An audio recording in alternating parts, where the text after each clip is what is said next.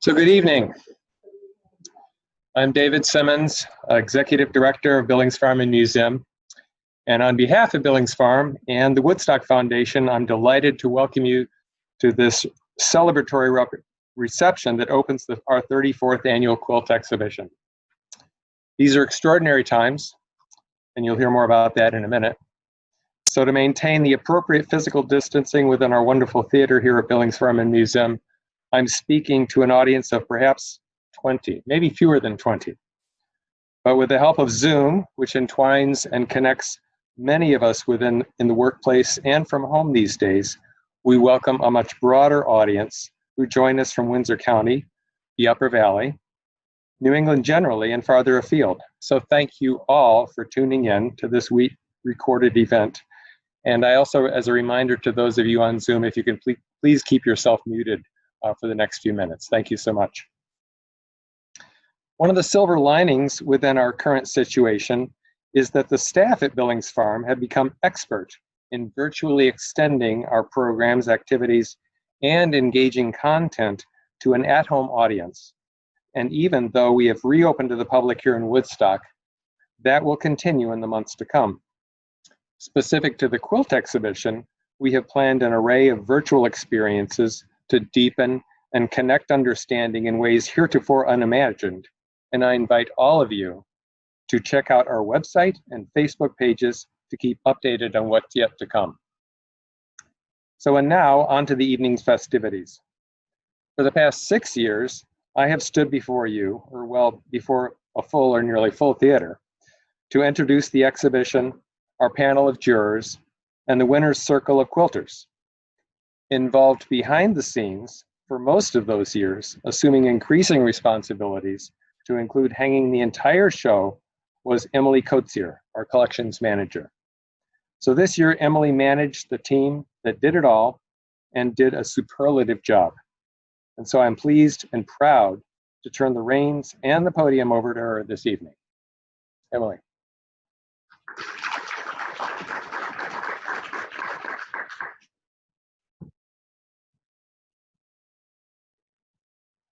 Hello.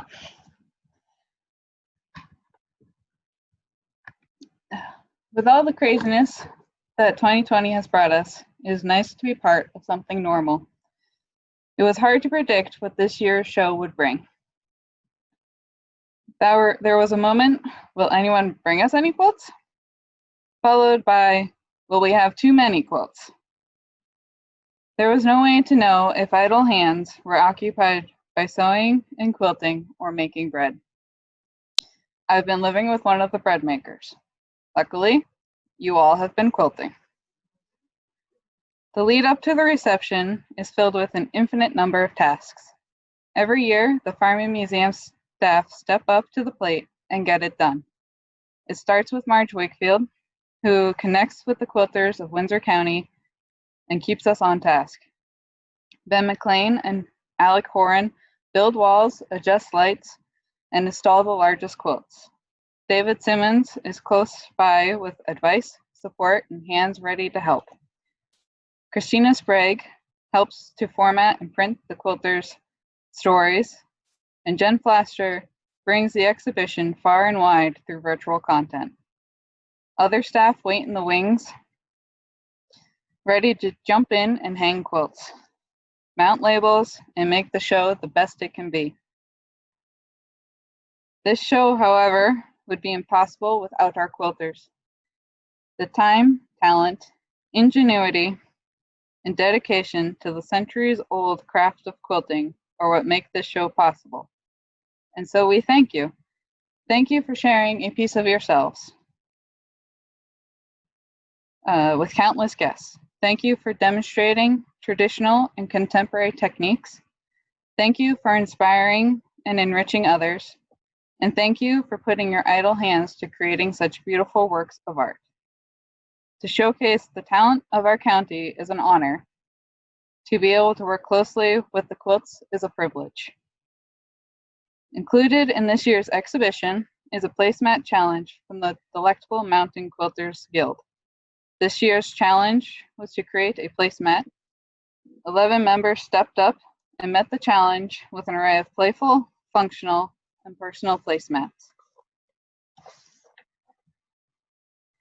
36 Windsor County crafted quilts hang at the core of the exhibition this year.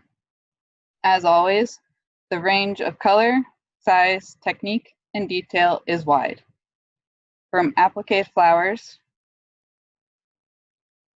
to intricate layers.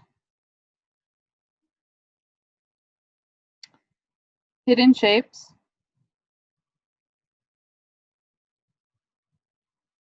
bright colors, bold stars, fabrics shared among friends, quilts made for curling up with a good book, and memories bound into stitches. Bright and early on June 30th, the 36 submitted quilts were carefully inspected and given a thorough look over by our 3 jurors. We would like to thank them for the care and attention given to each quilt. Staff scribes carefully recorded the juror comments, which will be shared with the quilters at the end of the exhibition. I'd like to introduce our jurors in turn, and each will reveal and present her Juror's Choice Award. We will start with Colleen O'Neill of Cornish, New Hampshire. Colleen has been a quilter since 1985, when her first niece and goddaughter was born. She has been sewing since age 7, when her mother allowed her to use the family Singer sewing machine. She owned her own long-arm quilting business, the Cornish Quilt Studio, from 2001 to 2006. She was a board member of the Vermont Quilt Festival from 2011 to 2015. She was a past president of the Northern Lights Quilt Guild in New Hampshire, Lebanon, New Hampshire, and New Hampshire State Quilters Association, and the Green Mountain Quilters. She is currently a member of the Northern Lights Quilt Guild and the Cornish Quilters. She is also co-chair of the Cornish Fair Quilt Department. Colleen loves to sew and enjoys teaching quilt classes. She has made over 500 cloth masks for family and friends so far this year. She celebrates all quilters and reminds us all to sign and date our quilts. Please welcome Colleen O'Neill.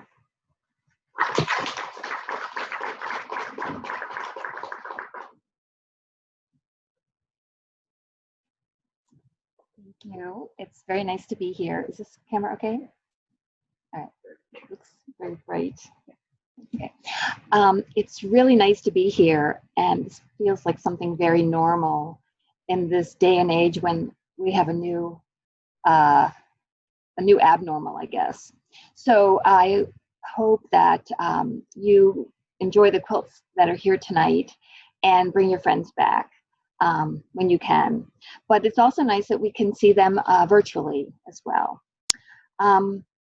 This was really fun to jury this show, and one of the things that surprised me very much was the fact that there's a lot of hand quilting.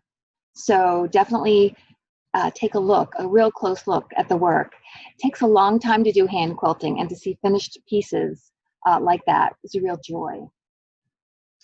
There's something for everyone up there, and I hope you'll be inspired. And the stories that go with the quilts, we learned that a lot of quilters during this time when they were at home and had more time could do more of their quilt projects.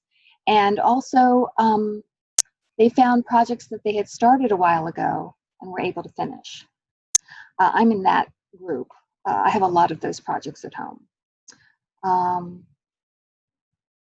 So should I talk about my quilt, the quilt that I picked first? Okay. So the quilt that I chose is a very colorful and cheerful and lively quilt. It's a little haphazard. It looks like someone went into their stash and just said, I want to do something pretty and colorful and a little outside the box. There are quite a few colorful quilts up there. So this one is called Square and Square, and it's by Judy Simon Boughton. She's not here tonight. But when I first saw this quilt, it just popped, all the color. And I looked at it very closely, and I looked at it again tonight. There's a lot of fun fabric in there to see. It also inspires me to go through my own fabrics and maybe just pick out colors that would work nicely together and have fun. We have to have a little more fun these days because we're limited in what we can do. I've been making a lot, as I said, I've been making a lot of fabric masks, and I think maybe in a few years we're going to have quilts made from pandemic cotton masks. So maybe our masks will get worn out, but I'm sure people in Vermont and New Hampshire will save them in a box somewhere. I hope that with maybe people that have more time, quilters that have more time, they'll think of doing a specific project for this year, 2020, and that term, hindsight is 2020.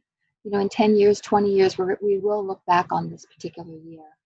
So if you create a quilt this year, please write the story on a piece of fabric on the back, because these are unprecedented times, and we're going to get through this. It's going to take some time, but we may have wonderful quilts that we get to share with others, to give to others during this year, and it'll be a memory and a legacy from the pandemic of 2020.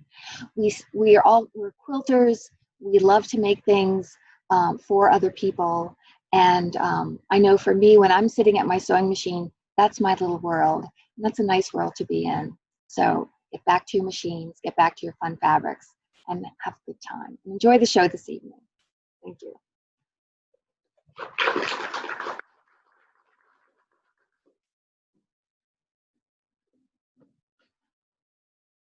Thank you, Colleen. Our next juror is Nola Forbes of St. Johnsbury, Vermont. Nola has enjoyed a career as an educator of mathematics and computer programming. The inherent attention to detail, pattern identification, and problem solving extend into her advocations. Practical geometry is practiced as an avid quilt maker. She is a 40-year member of the Kirby Quilters, past president of Green Mountain Quilters Guild, volunteer and former trustee for the annual Vermont Quilt Festival. She demonstrates traditional and contemporary techniques, teaches and judges for many quilt venues throughout Vermont. She completed interviews for the National Quilters Save Our Stories and Oral History Project. As a seventh-generation Vermonter, she also enjoys genealogical research. She is an active member of the Daughters of the Revolution for the regional St. John de Crèvecoeur chapter for the state of Vermont. She has a deep appreciation for the heritage that quilts and their makers have developed. Please welcome Nola Forbes.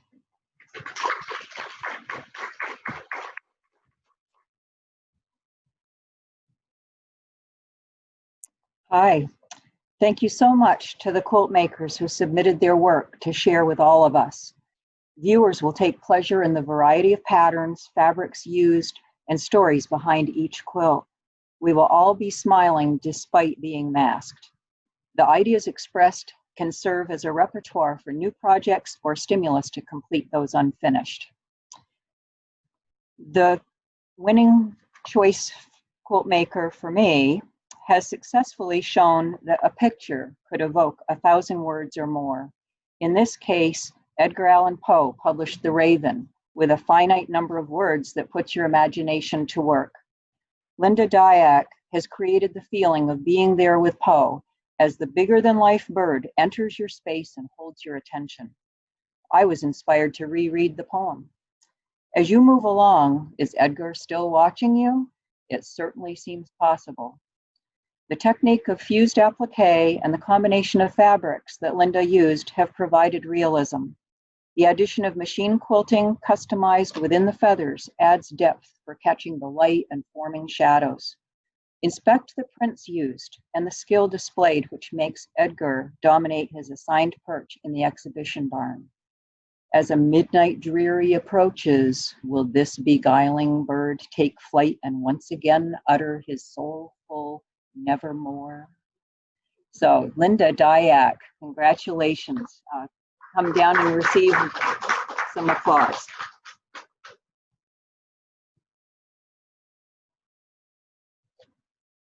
I'll fix my mask while she is coming down.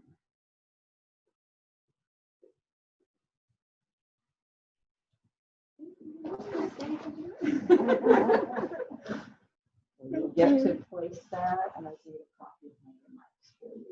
Congratulations.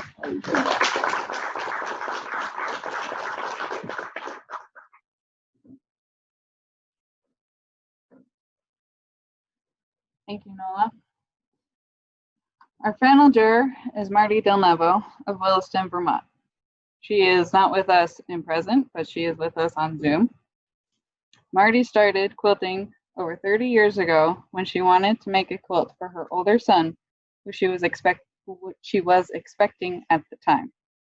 She became a prolific quilt maker around 2003 when she was able to travel less for work and her two sons were growing up. After retiring from a 39-year career at IBM as a programmer and project manager, she found her dream job working at Yankee Pride Quilts in Essex Junction. She loves helping people select fabric and work through design questions they may have. After having volunteered for many years, Marty joined the Vermont Quilt Festival board as the contest chair. She is now the chair of the Vermont Quilt Festival. Marty loves that she is able to devote so much more time to quilting. Her late husband bought a long arm for her in 2012. He was probably tired of hearing her ooh and ah over all the machines every time she came home from a quilt show. Having her own machine, she could long arm her own work and have a small business on the side, long arming and making quilts on commission for others. Marty doesn't focus on any one quilt genre and enjoys designing her own patterns. She loves thread painting, paper piecing, and making quilts with many small pieces. Maybe that's the programmer in me that still loves the challenge of putting something intricate together, Marty Remarks. Hi, well, thank you very much. And I apologize that I can't be with you tonight. I was looking forward to it, but unfortunately something came up. And you can see I'm actually still at work. And that was part of the reason that I was not able to come tonight. I needed to cover for another person. So this was my first time actually judging a show. I was very honored that I was able to do that. I have worked with the judges, having volunteered at PQF for the contest, previous contest chair, and then I was the contest chair for a few years. So I worked with a lot of judges, but I had never really done it all on my own. And it was wonderful to meet the other two lovely judges who you just heard from. And I was truly surprised at all the quilts that people did submit, because I also thought, are there going to be enough quilts to do that? And the variety was truly amazing. I think you'll enjoy all the quilts that are on display there. And I certainly plan to bring a friend or two along and share the opportunity with them as well. The quilt that I selected is called Salmo at Sea by Susan Damone Balch. And it depicts an Atlantic salmon in the ocean chasing after other small fish. And since I was just, when I saw this, I have to admit, I love the ocean. I love being near the water. I grew up near Long Island Sound, so the ocean has a special spot in my heart. And I just thought Susan did such a wonderful job in her quilting and her thread painting of the background. It truly makes you feel as though you've joined this salmon underwater. So do take time to take a look at it. And Susan, congratulations. It's a beautiful piece of work. As others have said, this is an unprecedented time for us. And if we think back in history and about the other pandemics that we've heard about, the Spanish flu and some other things, it is a historical time. And quilters are known for depicting history. And I think that is something that we should truly take advantage of this year and leave it as a legacy for those who will come after us, so that they can understand maybe some of the emotions and fears and also the good things that have come out of this forced sequestering. People have started playing games. We've been quilting more. Hopefully families are doing more things together. So I think we can depict those things in quilts, and I encourage everyone to take that opportunity, take those scraps and make something special. Thank you.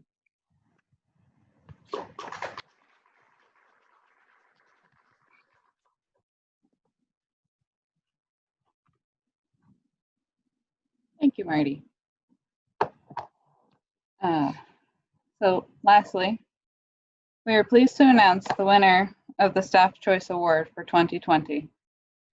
Over the last few days, staff have walked through the quilt hall and perused a virtual exhibition. Staff were encouraged to vote for their favorite quilt and submit a remark on why they chose their pick. On behalf of Billings Farm and Museum, I am pleased to acknowledge Josette Jones of Windsor, Vermont, as the winner of the 2020 Staff Choice Award for her Diamonds and Hearts in the Stars. Staff remarked upon the stunning white background that make the blues pop, how it is simple looking yet complex upon closer look. The stitching and patterns and color choices are awe-inspiring and tranquil at the same time.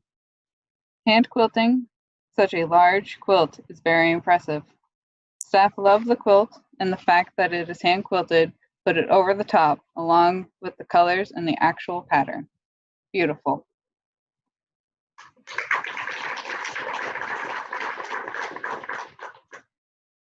Before we conclude our gathering, I would like to remind quilters to please be in touch with Marge Wakefield to let her know when you can participate as a volunteer quilt monitor for a few hours on a weekend day sometime over the next 4 weeks. It means so much to the museum visitors to have you showcase your own submission and speak about designing and sewing a quilt. If you could please see Marge to confirm, we would be most appreciative. Thank you all again on this beautiful evening, and we invite you to enjoy more refreshments and to visit or revisit the quilt exhibition upstairs.